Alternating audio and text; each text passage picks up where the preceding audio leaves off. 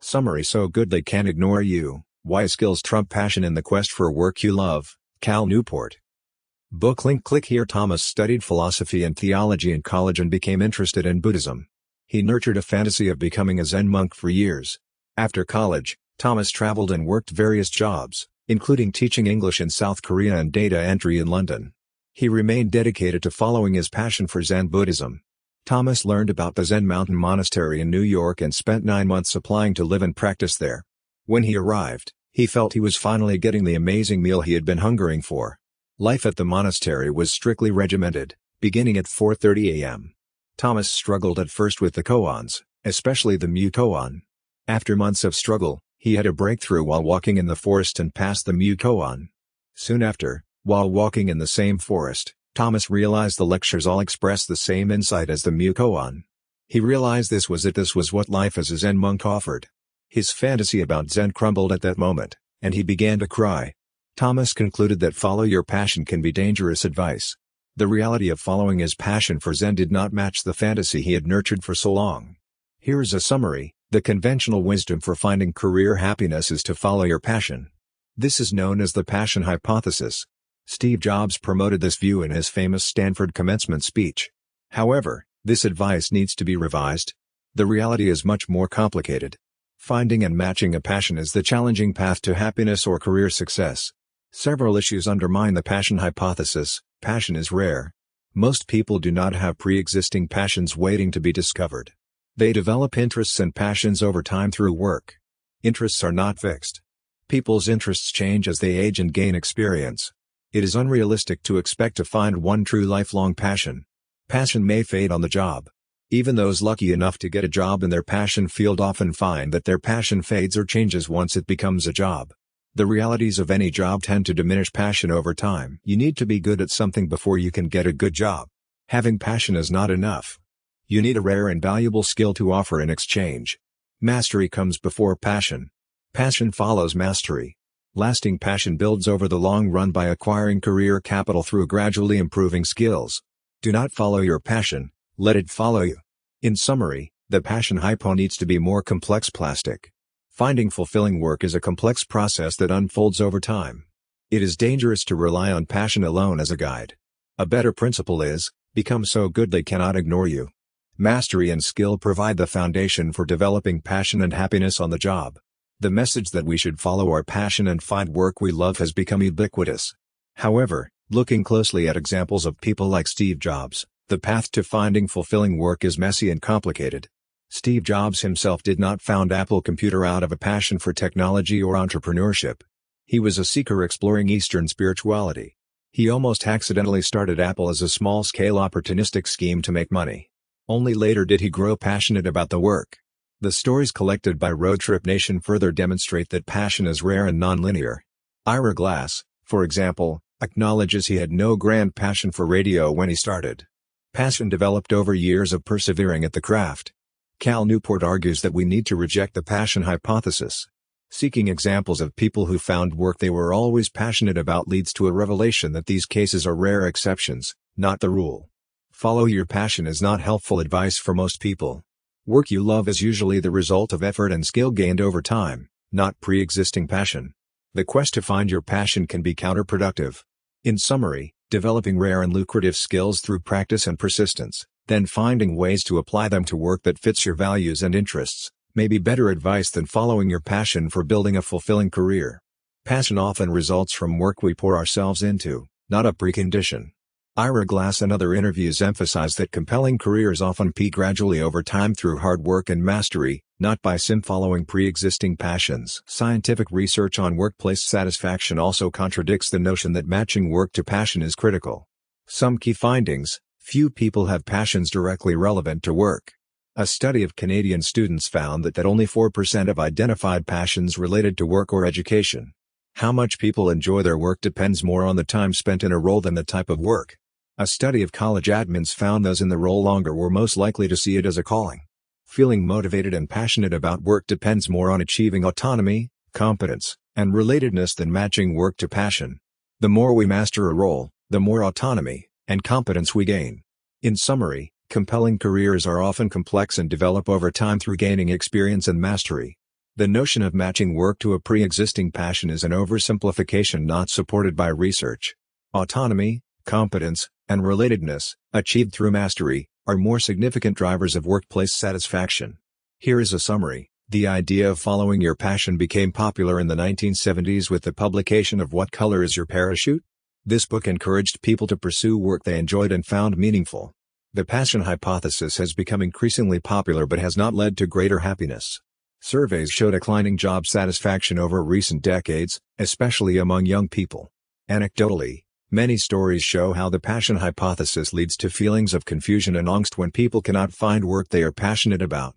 The author argues that this shows that the passion hypothesis is flawed and dangerous advice. However, passion does work for some people in their careers, like professional athletes or film critics. However, these are exceptions, not the rule. For most, developing passion for their work is more complex. The author recommends mastering your craft, the craftsman mindset, rather than following your passion, the passion mindset. Developing rare and valuable skills is the more reliable path to finding work you love. The author illustrates the craftsman mindset using the example of bluegrass musicians. They focus on mastering their instruments and getting better at their craft. As their skills improve, their passion for playing also deepens. This shows how passion can emerge from craftsmanship.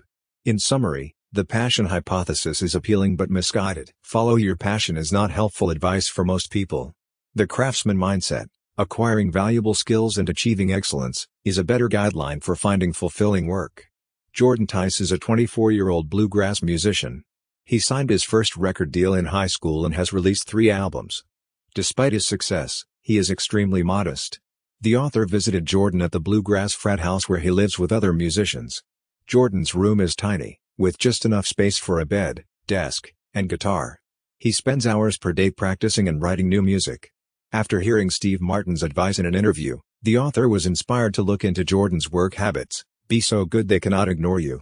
Martin spent years innovating and perfecting his comedy act to become undeniably good. The author sees this same dedication in how Jordan tirelessly practices and focuses on the quality of his work. Jordan can spend weeks practicing a new guitar technique to get a few seconds of a tune precisely as he wants. He focuses intensely on his craft and output, not on self-promotion or the origin story of his career. This dedication to skill and quality has made him successful, just as it did for Steve Martin. The author initially struggled with self-promotion as a graduate student, but was inspired by Martin's advice to focus on becoming better at what he does instead of convincing others of his worth. The author sees Jordan as someone who has fully embraced this mindset.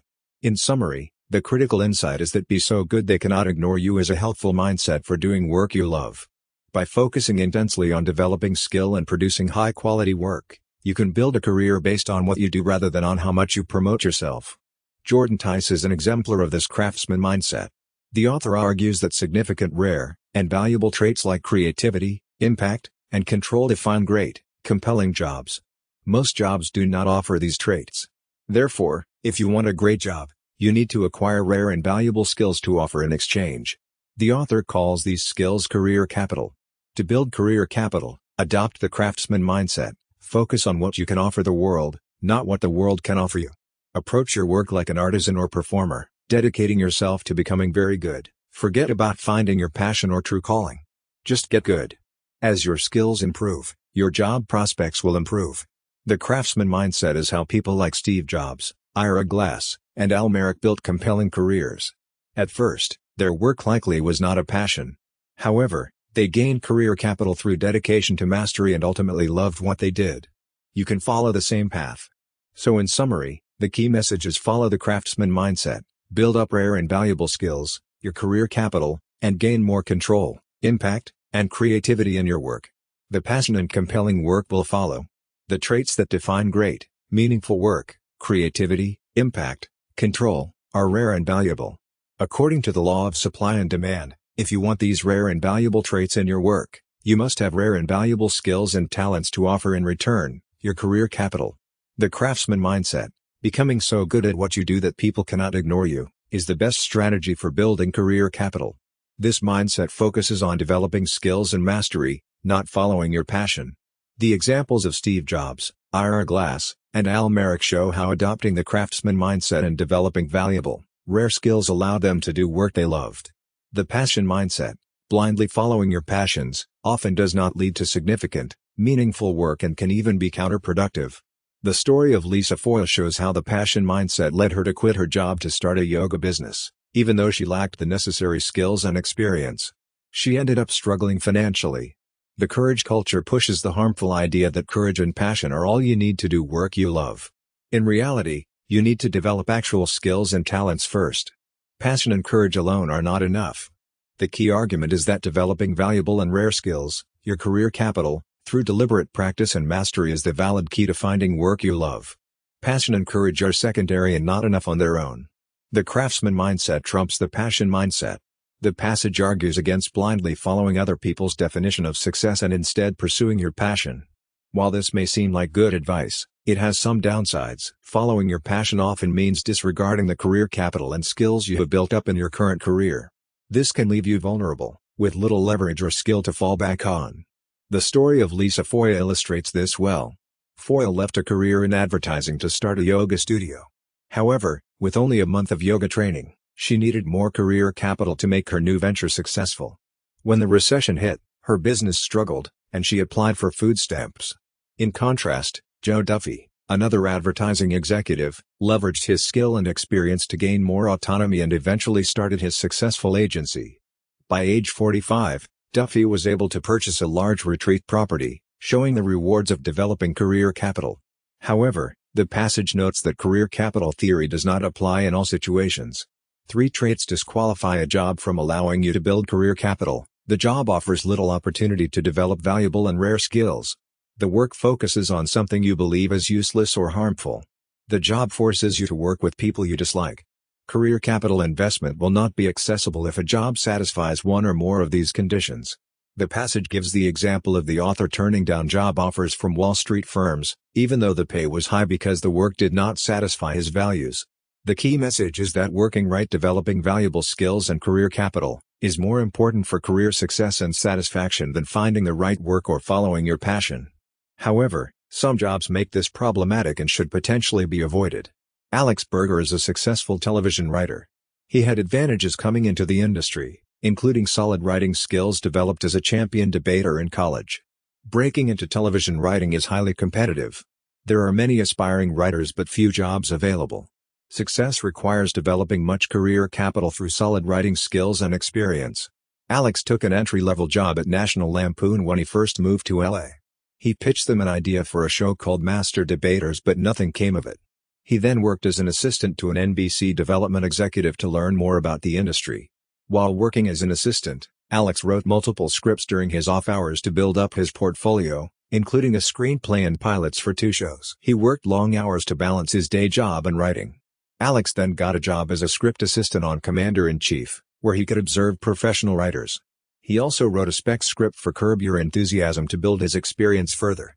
Through diligent practice and persistence, Alex developed his craft and built enough career capital to sell a pilot to USA Network, marking his breakthrough as an established television writer. His experience shows that success in a competitive field like television writing requires continuous improvement of your skills, not just passion. Success is the result of good work, not the cause of it. The key message is that Alex focused on systematically developing expertise and experience in his craft rather than chasing a pre-existing passion. His experience illustrates how the craftsman mindset can be applied to build a compelling career, even in a complex, competitive industry. Success is generated through the diligent build-up of career capital, not discovered through some initial passion. Alex Berger broke into Hollywood and became a television writer by accumulating valuable career capital. While working as a low-level assistant, he pitched an episode idea to a show's writer's room. His idea was selected, and he was able to co-write the episode. This first credit and developing strong writing skills through practice enabled him to get a job as a staff writer on another show after his first show was canceled. His experience and writing ability then allowed him to co-create a show with Michael Eisner. Persistently honing his craft and seeking opportunities to gain experience, Alex built up the capital necessary for a successful career. Like Alex Berger, Mike Jackson acquired career capital without a fixed end goal in mind. Mike earned a master's degree in biology and earth systems at Stanford. For his thesis, he studied India's natural gas sector. After graduating, he continued leading research on the topic, traveling frequently to India and China. Through this project, Mike developed a deep understanding of international energy markets. He then started his own small business focused on carbon offsets and renewable energy credits. Though the business never thrived, it gave Mike valuable experience. A chance encounter led Mike to interview for a job at a venture capital firm, though he realized he needed to be a better match for the firm's focus. However, the interviewer connected him with a clean tech venture capital fund, the Wesley Group. Mike interned with them and was hired full-time, working his way up to become a director. Like Alex, Mike gained career capital through developing expertise and taking opportunities to learn, which ultimately enabled his success as a venture capitalist. In summary, Alex Berger and Mike Jackson achieved desirable careers by accumulating valuable career capital over time, not passionately pursuing a fixed goal. They developed in-demand skills, took opportunities to gain experience, and built professional networks. Their persistence and ability to do excellent work, combined with some luck, allowed them to find career success. The key to becoming highly skilled in a field is deliberate practice, not just routine or play. Deliberate practice involves constantly pushing yourself outside your comfort zone, giving immediate feedback, and gradually refining your technique through repetition. The author contrasts his experience learning guitar as a teenager with Jordan Tice, a professional bluegrass musician. While the author played a lot and learned many songs, he avoided stretching himself or receiving critical feedback. In contrast, Tice focused on learning complicated solos by ear, received constant feedback from his teacher, and practiced repetitively to build muscle memory. This allowed Tice to become highly skilled while the author remained mediocre. Studies of chess players, who can be ranked objectively, also show the importance of deliberate practice. While grandmasters do not have special memory abilities, they engage in far more deliberate practice. A study found that chess players at all levels practice similar hours per week, but lower-ranked players spend more of that time playing casual games. In contrast, higher-ranked players focused on deliberate practice, like studying master games and solving chess problems. Deliberate practice is complex and often uncomfortable but is the only path to highly developed skill and expertise. You will need more than routine practice or play to get you there. You can systematically improve your ability and acquire career capital by pushing yourself outside your comfort zone, giving yourself feedback, and building skills through repetition. Research shows that it takes around 10,000 hours or 10 years of deliberate practice to become highly skilled in a complex domain. A study of chess players found that the key factor separating intermediate players from grandmasters was not total hours of practice but hours spent in serious study, receiving coaching and feedback. Grandmasters spent 5 times more hours in serious study. Serious study, or deliberate practice, involves engaging in challenging activities designed by a teacher to specifically improve performance with immediate feedback. It is critical to excellence in many fields. Most people plateau at an acceptable level of performance, and further improvement is unpredictable. Deliberate practice is required to continue progressing. Adopting the craftsman mindset requires approaching your work with a dedication to deliberate practice like top performers do. 2 examples. Alex Berger became a TV writer in 2 years through obsessive deliberate practice, seeking criticism and studying to improve constantly. Mike Jackson avoided distractions like email to focus on deliberate practice, honing his programming skills through working on challenging, feedback-intensive projects. Deliberate practice may provide the key to quickly becoming so good at your work that they cannot ignore you. However, most people are stuck at a plateau, needing a clear training philosophy. In summary, research shows that deliberate practice, not just working hard or having an innate talent, is critical to achieving excellence and career success in complex, knowledge-based fields. However, most people fail to advance beyond an acceptable level, while top performers dedicate themselves to constant skill improvement through deliberate practice. The writer interviewed Alex Berger, a successful television writer, and Mike Jackson, a venture capitalist, to understand their paths to success. Alex and Mike displayed the traits of deliberate practice, as defined by the researcher Anders Ericsson. Specifically, they took on projects beyond their current abilities and comfort zone. Alex worked on multiple writing projects simultaneously while holding down a day job. Mike took on an ambitious master's thesis, ran an international research project, and started a challenging startup. They obsessively sought feedback. Alex shared his scripts with colleagues and asked them to scrutinize his work. Mike's startup would only succeed if he figured things out quickly. Now as a VC, Mike tracks how he spends every hour and reviews the data weekly to see how he can improve. They focused on stretching their abilities, not just doing what was easy or immediate. Alex chose projects that would force him to improve his craft. Mike limits time spent on email and required tasks to focus on high-value work like fundraising and investment vetting. To emulate their deliberate practice, the author recommends the following 5 habits: Determine if you are in a winner-take-all or auction market. In winner-take-all, like TV writing, only one skill, for example script writing ability, matters. In an auction, like cleantech, many skills are relevant. Define your capital type. Figure out the most important skill or ability in your market. In winner-take-all markets, focus on developing that single skill. Explore the edge of your abilities. Take on projects that push you outside your comfort zone. Like Alex and Mike, do work where you must get feedback to succeed. Define feedback loops. Figure out ways to get regular feedback on your work in progress. Track key metrics like Mike does to see where you can improve. Stretch and repeat. Focus on developing the most critical skill, incorporating feedback, and repeating. Progress will be slow but steady. Over time, you will build up your career capital. In summary, deliberate practice requires understanding the types of markets and skills that matter in your industry.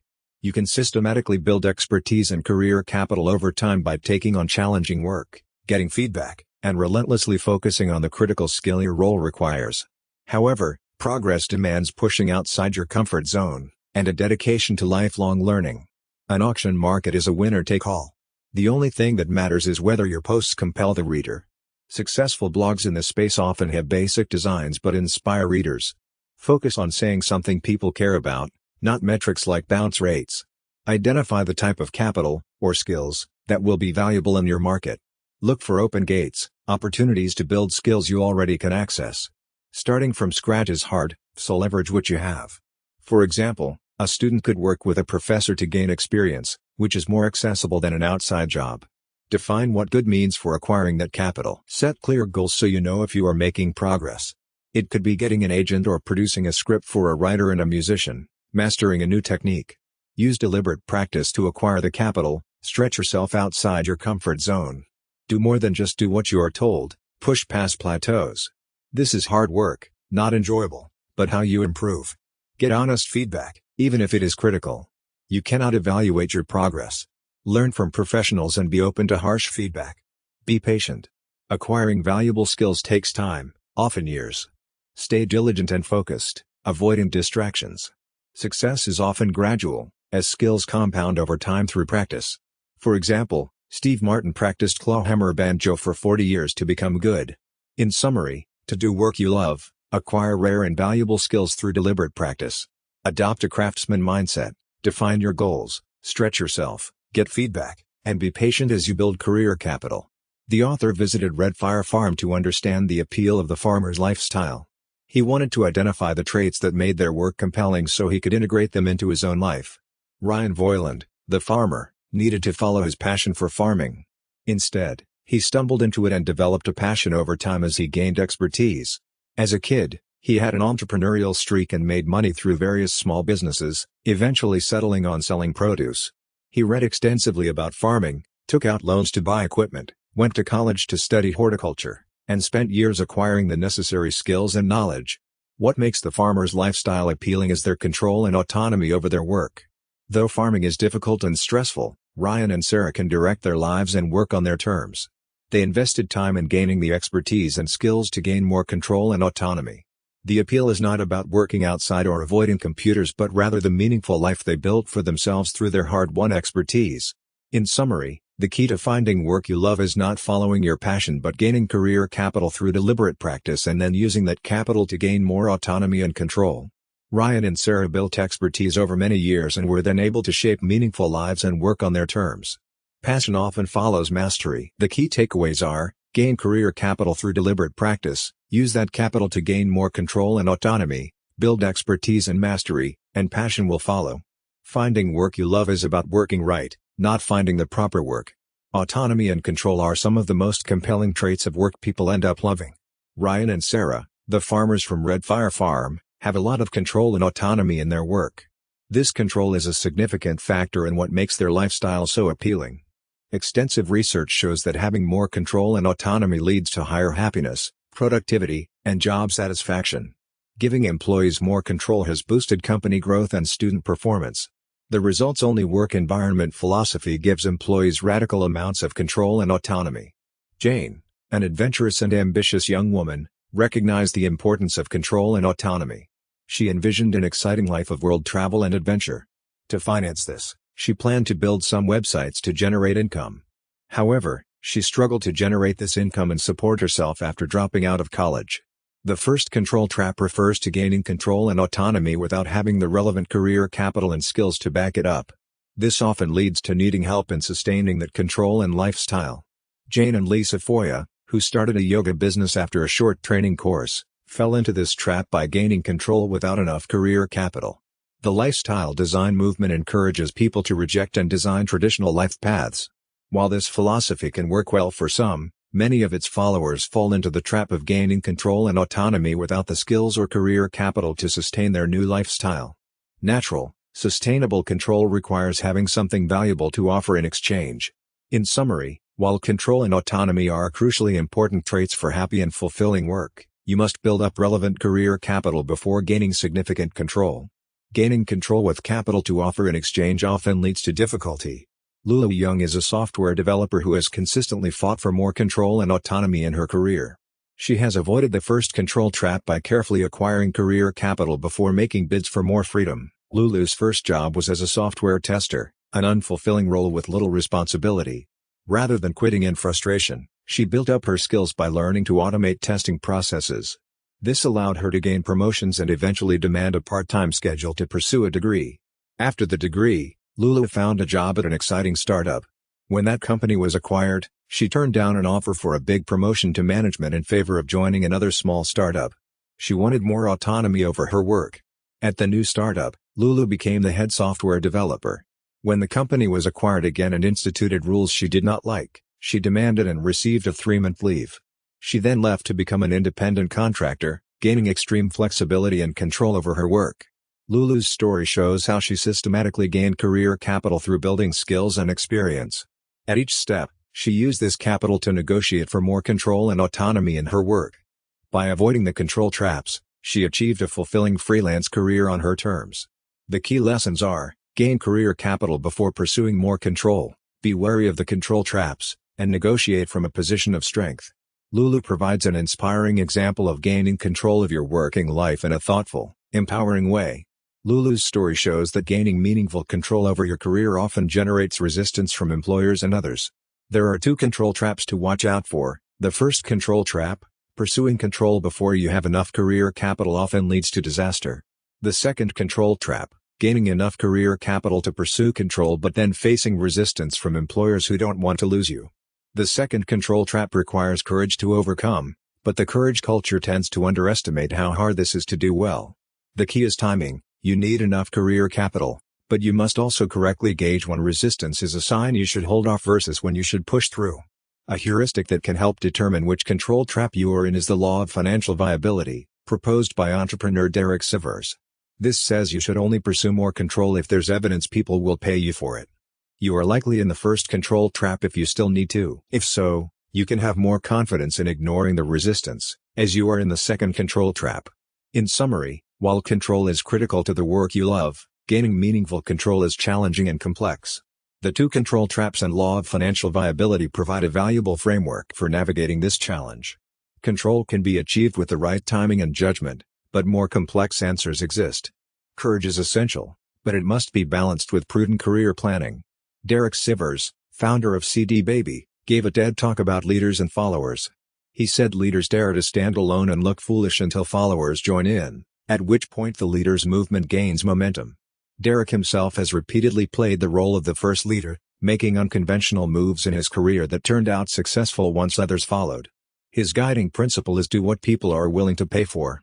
This means pursuing paths showing evidence that people will pay you for the work through direct payment, loans, investments, or continued employment. Derek did not only pursue music full-time once he made more money from it than from his day job. He focused on something other than CD Baby when it was profitable. This approach reduced the risk in his unconventional moves. The law of financial viability means seeking evidence of willingness to pay before making a bold career move to gain more control and autonomy. This evidence could be actual payment, loans, investment, or continued employment. Examples of this law include Ryan Voiland, who got a loan to start his farm, and Lulu, who measured her bold moves by whether employers would hire or retain her. Ignoring this law often leads to failure to gain career control and autonomy.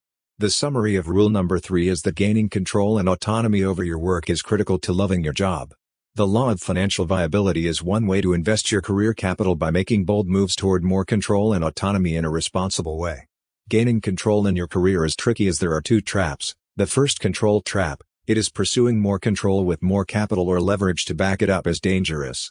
You must have career capital to succeed and avoid facing resistance. The second control trap, once you have enough capital and leverage, your employer will likely fight to keep you on a traditional path, as giving you more control is good for you but not for them.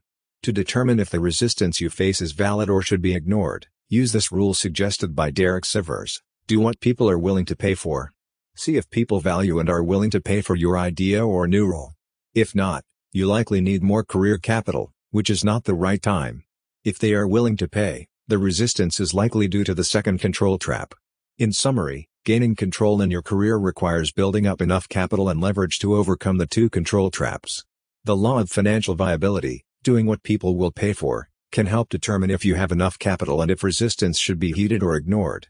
The key takeaway is that gaining meaningful control in your work requires diligently building up your career capital over time through valuable skills, relationships, reputation, and experience. With enough capital, you gain leverage to navigate the control traps better. However, use the law of financial viability to cautiously test how much control you are genuinely ready to take on. Think small but act big. Build up control in stages, not through sudden moves that lack support. A unifying mission or purpose to your work can also provide the motivation and energy to build capital and sustainably gain more control. The author attended a computer science conference where 4 researchers presented on the same narrow topic using the same technique. This surprised the author but is explained by the concept of multiples in scientific discovery and the adjacent possible. The adjacent possible refers to the space of innovations close to and built upon the current cutting edge. New ideas emerge from this space, therefore, multiple researchers may discover them simultaneously. Examples of famous scientific multiples include the discovery of sunspots in 1611, the invention of the electrical battery, and the isolation of oxygen. These became possible once new tools or ways of thinking defined the adjacent possible. The technique that the 4 researchers presented had only recently become known in the author's field.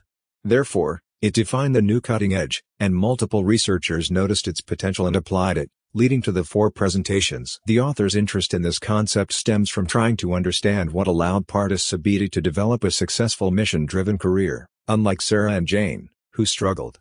The adjacent possible provides part of the explanation. In summary, significant breakthroughs and new directions often emerge from the adjacent possible space closely connected to the current cutting edge. To develop a mission, you must first build up knowledge and skills that define your own adjacent possible. Without this career capital, your mission is unlikely to succeed. The key takeaway is that missions require relevant career capital. You must first achieve a level of mastery to define your own adjacent possible before a compelling new direction, like Pardis's mission, can emerge and have a chance of success. You are lacking with Sarah and Jane. A mission attempt may lack this capital and need to be revised. Pardis Sabiti believes passion is essential for happiness in your work, but she cautions that people often incorrectly believe they know in advance what work they will be passionate about. Her own story illustrates this well. In high school, she was passionate about math. Then she had a great biology teacher and decided biology was for her. At MIT, she chose to major in biology. Then she decided she wanted to be a doctor. At Oxford, she became interested in infectious diseases in Africa. It took many years of building up career capital through her education and training before she finally identified her mission of using computational genetics to study infectious diseases. She went through undergraduate studies, earned a PhD, went to medical school, did postdoctoral work, and had her breakthrough publication before finally committing to this mission by accepting a professorship at Harvard. The critical point is that identifying a compelling mission requires first advancing to the cutting edge of a field by building up rare and valuable skills or career capital. Pardis's story illustrates this well. She explored many areas and built up career capital for years before finding her mission. The message is, think small, act big. Focus on advancing in a field, build career capital, and eventually, the mission will become apparent in the adjacent possible that opens up. However, this process requires patience. It can take years. Those who try to identify a mission too quickly, without first building career capital by advancing in a field, will likely end up frustrated like Sarah and Jane. In summary, Identifying a meaningful and impactful mission requires building career capital by advancing in a field and getting close to the cutting edge. Only then does the adjacent possible open up, revealing new opportunities and directions that can point to a compelling mission. However, this is a gradual process that often takes years. Patience and persistence are required.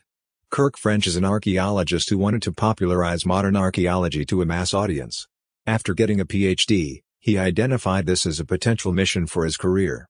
To explore this mission, he started by focusing on a classic 1961 documentary about the Teotihuacan Valley in Mexico.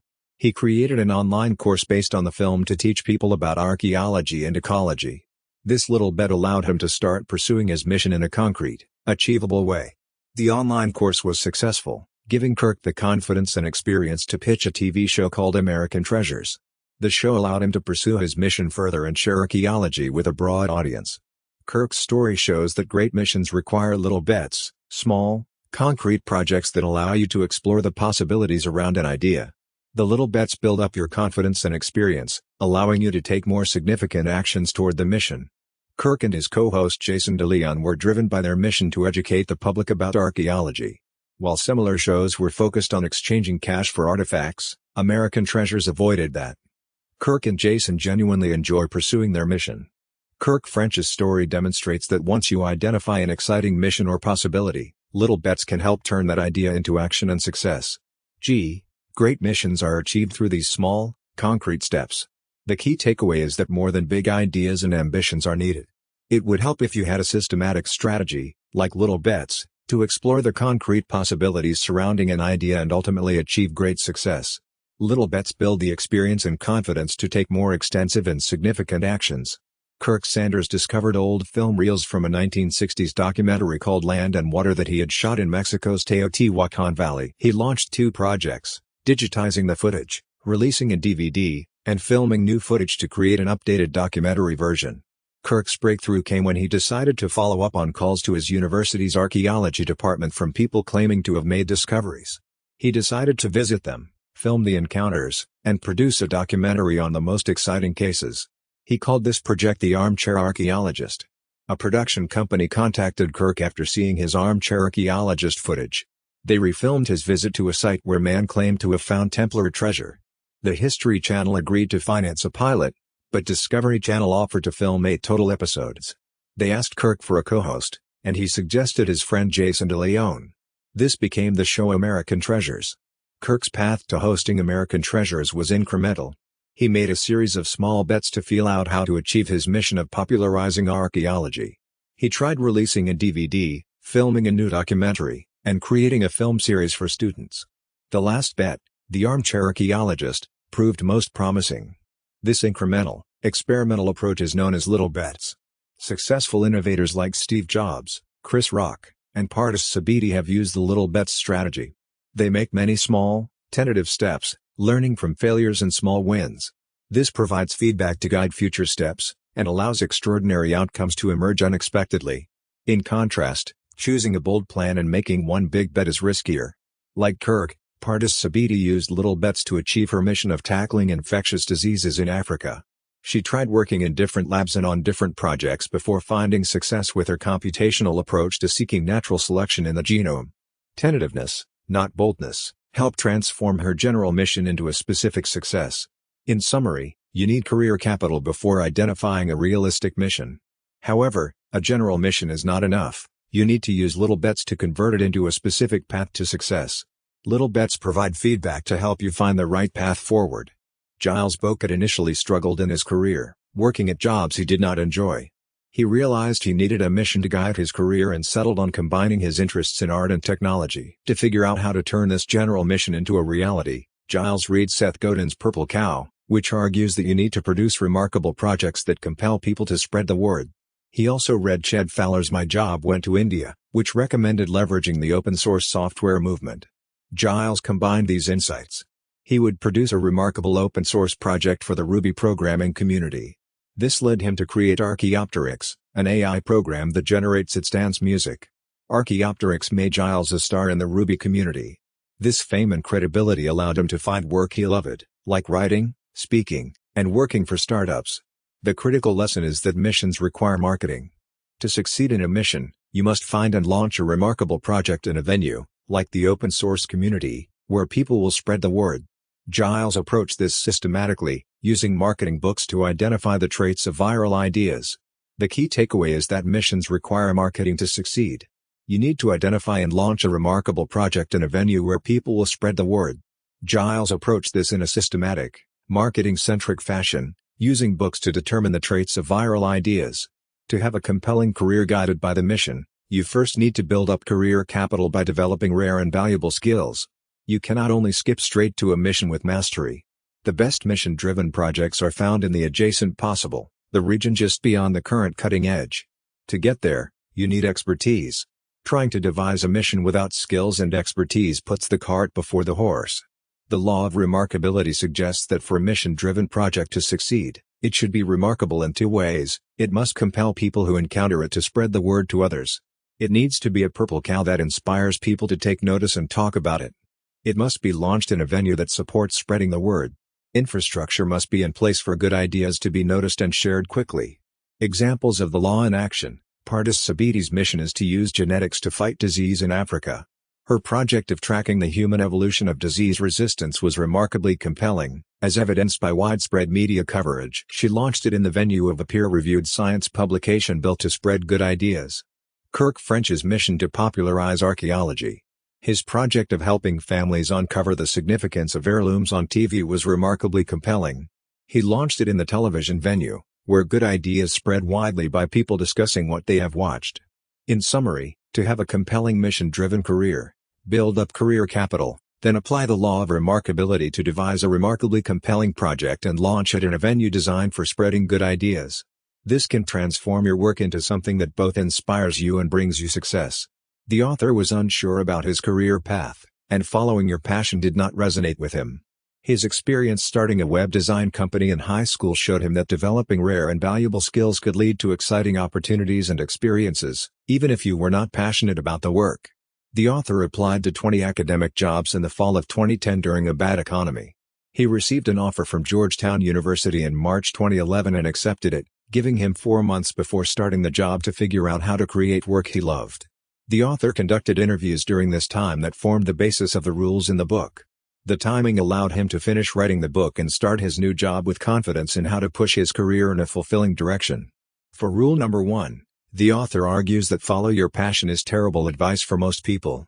His experience with a web design company showed him that passion is optional to finding an exciting and meaningful career. Developing rare and valuable skills, or career capital, can open up opportunities to gain control and pursue missions that lead to loving your work. The author will now share how he applies the rules in his new role as a professor. The applications are tentative since he is just starting the job, but they provide examples of concrete actions readers can take to apply the lessons to their careers. For rule number 1, the author is applying the lesson that following your passion is not the only or best path to a meaningful career.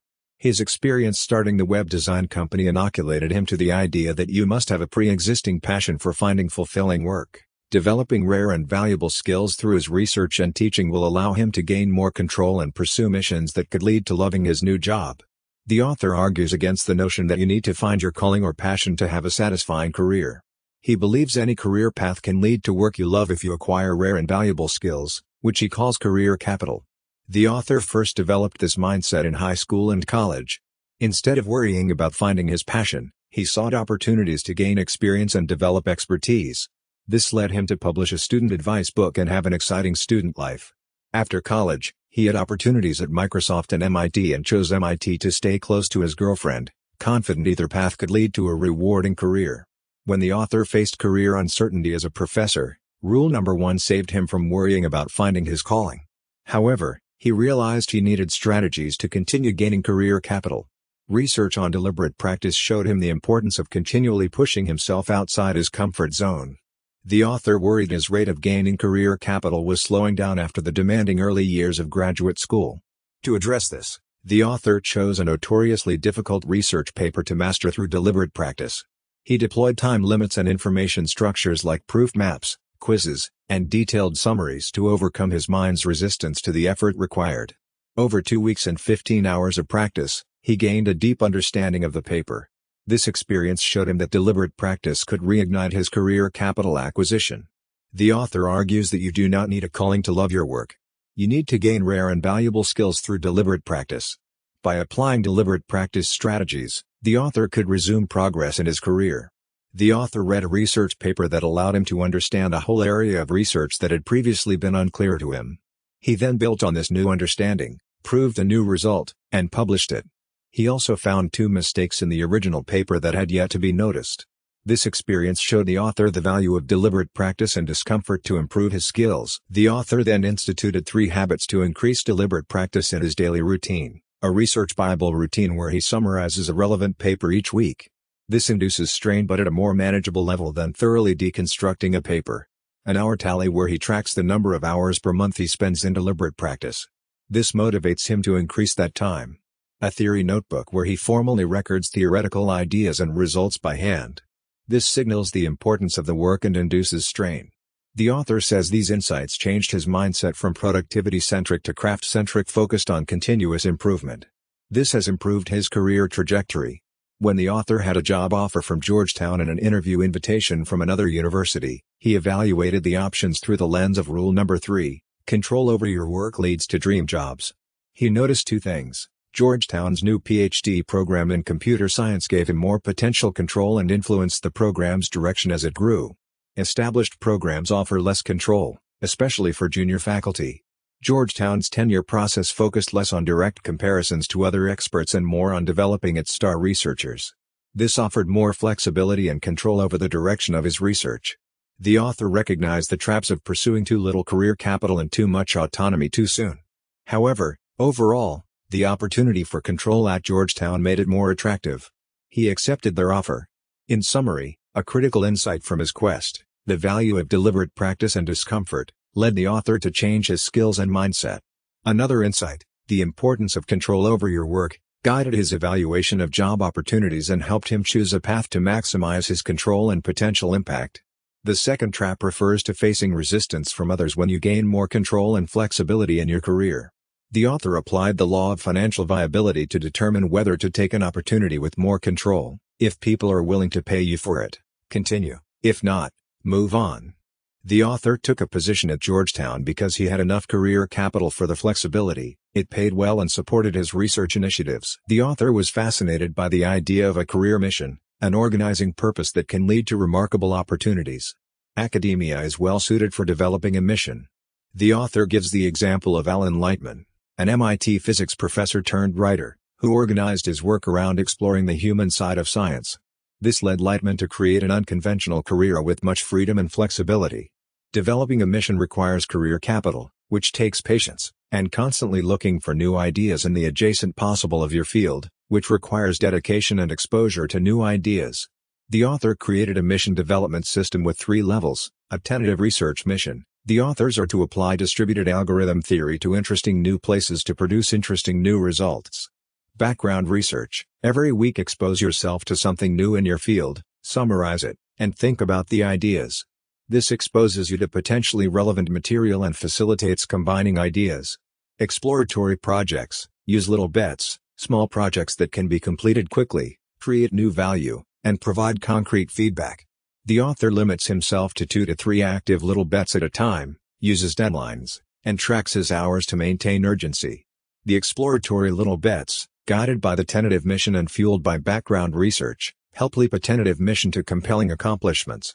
This system follows principles from Where Good Ideas Come From about the importance of liquid networks and the adjacent possible. Joe Duffy ran his own successful branding and design firm before retiring. Loved his work because he had control over which projects he took on and was well compensated. Built up career capital by becoming an expert in branding and logos, which allowed him to gain more control and independence over his work. Alex Berger is a successful TV writer. Loves his work because it is creative, reaches a large audience, and provides lengthy breaks. Gained career capital by systematically improving his script writing skills through practice and feedback, which led to his first scripts being produced and then to staff writing jobs. Mike Jackson is a director at a clean tech venture capital firm. Loves his work because he finds investing in new energy technologies meaningful and impactful. Built up career capital through work experience, education, and networking, which ultimately allowed him to land his dream job investing in clean energy startups. In summary, these individuals gained control and meaning in their work by building up career capital through developing expertise, skill, and strong professional networks. Rather than relying on finding their passion, they focused on working right by strategically investing in becoming valuable to the type of work they found most meaningful. Mike Visnick works at clean energy venture capital firm called Wesley Group, built up expertise in carbon markets and green energy through master's thesis and startup work focused on acquiring valuable skills, not finding his true calling. Ryan Voiland runs organic farm called Red Fire Farm with his wife, loves the control and independence of running his farm, spent over a decade acquiring farming skills before starting his farm. Lulu Young works as a freelance software developer, enjoys the flexibility and control over her schedule as a freelancer, gradually gained more autonomy in her career by acquiring valuable skills and experience at a series of jobs. Derek Sivers, entrepreneur, writer, and thinker, values the control over his time and work that his success has afforded him, only pursued new projects and bids for more independence once they became financially viable. Pardis Sabiti, professor of evolutionary biology at Harvard, loves that her work contributes to the critical mission of ending infectious diseases. Took years of education and skill development before identifying her compelling mission. Kirk French, archaeology professor and TV show co-host, passionate about educating the public on archaeology through teaching and media work, stumbled into media work through chance opportunity, but had skills and experience to take advantage of it. In summary, these individuals love their work because it gives them control, independence, and the ability to pursue meaningful missions. However, in each case, it took years of skill development and experience before they achieved this type of work. They focused on becoming valuable in their fields, not finding their true calling, and were willing to start small and build up to more autonomy and independence over time. Their stories show that finding work you love is a gradual process that unfolds as you gain experience and expertise. Here's a summary of the key terms, theories, and laws introduced in the book. The passion hypothesis, the belief that you should find work you are passionate about. This book argues that this hypothesis is wrong and potentially harmful. Be so good they cannot ignore you, a quote from Steve Martin that captures the necessity of building valuable career capital. It means focusing on developing rare and valuable skills, not following your passion. A craftsman mindset is an approach to work where you focus on the value you provide to the world. This stands in contrast to the passion mindset. The passion mindset, an approach to work where you focus on what your job is offering you. This mindset leads to dissatisfaction and daydreaming about other jobs. Career capital, the rare and valuable skills you offer in the working world. This is key to creating work you love. The career capital theory of great work. The theory that the key to loving your work is developing rare and valuable skills, career capital, not following your passion. This requires a craftsman mindset, focusing on your value to the world. The three parts of the theory are: great work requires rare and valuable traits. To acquire these traits, you need rare and valuable skills, career capital, to offer in exchange. A craftsman mindset, focusing on becoming so good they cannot ignore you, is critical to developing career capital. Passion follows mastery. As you build career capital and become a master in your field, passion for your work tends to follow. Mastery comes first, then passion. Control, one of the three traits that define great work, along with creativity and impact. We all want control and autonomy over what we work on and how we do it. Impact, one of the three traits that define great work. We want our work to impact the world positively. Creativity, one of the three traits that define great work. We want opportunities to exercise our creativity. Career missions, passion for some meaningful question or problem that drives your working life. This alternative is more valuable than following your passion for a particular job or industry. Career missions provide direction and motivation for developing career capital.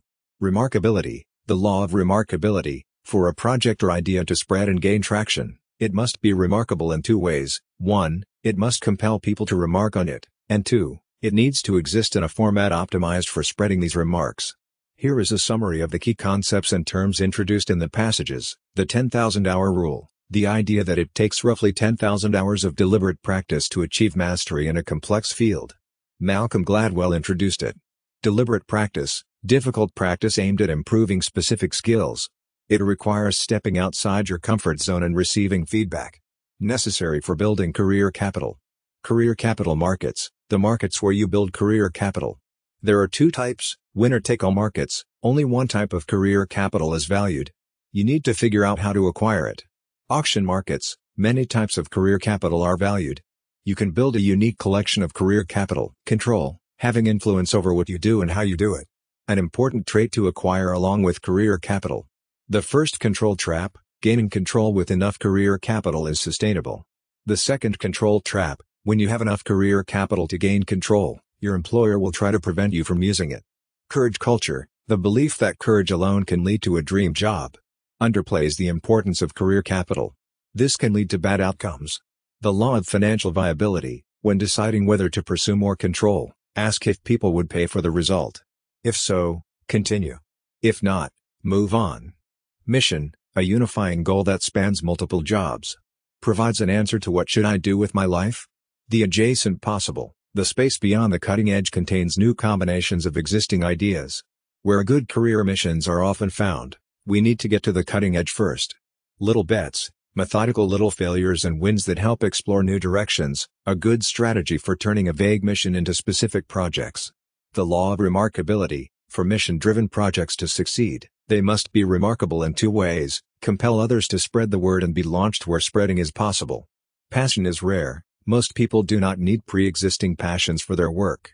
Passion often emerges from mastery and perceived impact. Passion is dangerous. The belief that following your passion is enough can lead to poor outcomes. Passion needs to be balanced with developing career capital. Does this summary accurately reflect the key ideas and terms from the selected passages? Let me know if you want me to clarify or expand on any summary part. Here is a summary of the Good Jobs Strategy by Zeynep Tun. The book's main argument is that companies can operate with a good jobs strategy where they provide high-quality jobs with good wages and opportunities for advancement while maintaining low costs and high profitability. The author identifies 4 operational choices that enable this strategy, offer excellent operational support. This means investing in training, tools, and management support that enable employees to be highly productive. This high productivity offsets the cost of higher wages and benefits. Standardize and simplify roles. Establishing clear job responsibilities, workflows, and standard operating procedures makes it easier to train employees and enables them to be highly effective. This, in turn, allows for higher pay. Cross-train employees. Training employees across different roles gives them more varied and engaging work while making the workforce more flexible. This further enhances productivity and service. Operate with slack. Having some extra staff or resources provides flexibility for better customer service. It also reduces strain on employees, which helps with both retention and productivity. The book provides several case studies of companies that follow this good jobs strategy, like Costco, Trader Joe's, Quick Trip, and Mercadona. They demonstrate that companies can offer sound, well-paying jobs with the right operational choices while maintaining strong performance on costs, growth, and profits. This type of strategy leads to a virtuous cycle with low employee turnover, high customer satisfaction, and long-term financial success. The critical argument is that operational excellence and good jobs do not have to be mutually exclusive. With intelligent operational choices, companies can have both and gain a competitive advantage. An excellent job strategy can be very profitable when appropriately implemented. Book link click here.